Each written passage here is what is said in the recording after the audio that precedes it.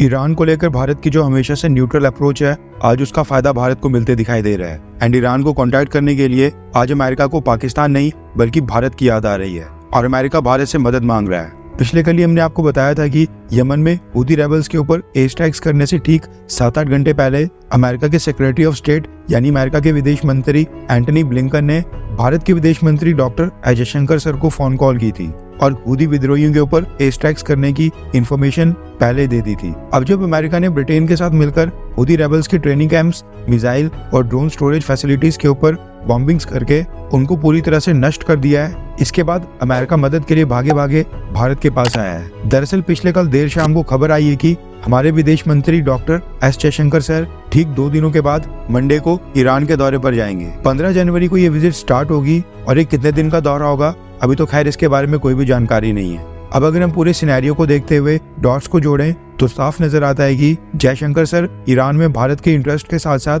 America के interest के लिए भी जा रहे हैं, क्योंकि इस समय भारत और अमेरिका दोनों देशों के इंटरेस्ट एक साथ अलाइन हो रहे हैं, मेल खा रहे हैं। पहले अमेरिका ने भारत को कॉल करके इन्फॉर्म किया, उसके बाद हूथी रेबल्स के ठिकानों को नष्ट किया और उसके ठीक 24 घंटों के अंदर जयशंकर सर की ईरान की विजिट ये साफ दर्शाता है ये सारी चीजें आपस में कनेक्टेड है, क्योंकि इस समय पूरी दुनिया में एक अकेला भारत ही ऐसा देश है जिसके ईरान और रशिया के साथ तो अच्छे संबंध हैं ही, लेकिन उसके साथ साथ अमेरिका, ब्रिटेन और इजराइल जैसे वेस्टर्न देशों के साथ भी। माना जा रहा है कि डॉक्टर एस जयशंकर सर को ईरान, हूथीज और अमेरिका के बीच टेंशन को डिफ्यूज करने का टास्क मिला है। अमेरिका की स्ट्राइक्स के बाद बदला लेने के लिए ईरान और हूथीज और भी उतावले होंगे। हूथीज को रेड सी में कमर्शियल शिप्स के ऊपर हमला करने के लिए ईरान हूथीज को फिर से नए हथियार देगा और भी मिसाइल्स और ड्रोन्स देगा। इसलिए माना जा रहा है कि जयशंकर सर को इस बार टास्क मिला है कि ईरान को समझाया जाए कि हूथीज को ईरान की सरकार समर्थन ना दे और उनको हथियार ना दे, वरना ये चीज उल्टा ईरान के लिए मुश्किलें खड़ी कर देगी।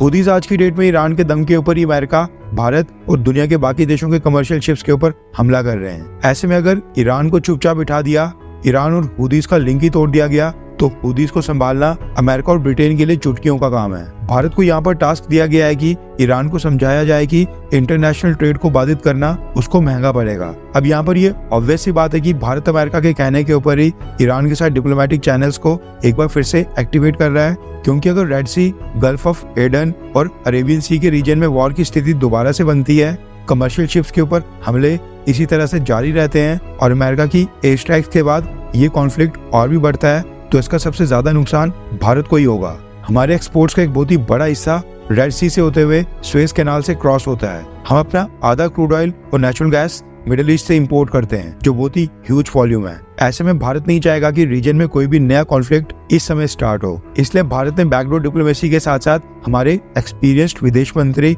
डॉक्टर एस जयशंकर सर को सीधा ईरान के दौरे पर भी भेज दिया है, ताकि सिचुएशन को थोड़ा ठंडा किया जा सके, डिफ्यूज किया जा सके। वैसे ही देखकर अच्छा लग रहा है कि आज की डेट में अमेरिका जैसे देशों को मदद के लिए भारत के पास आना पड़ रहा है। भारत की जो न्यूट्रल फॉरेन पॉलिसी की अप्रोच है वही आज हमारे लिए और अमेरिका के काम आ रही है। वैसे आपको क्या लगता है कि क्या न्यूट्रल फॉरेन पॉलिसी की अप्रोच एक परफेक्ट स्ट्रेटेजी होती है, हाँ या फिर ना? इसके नुकसान भी हो सकते हैं। नीचे कमेंट करके अपनी राय जरूर बताएं।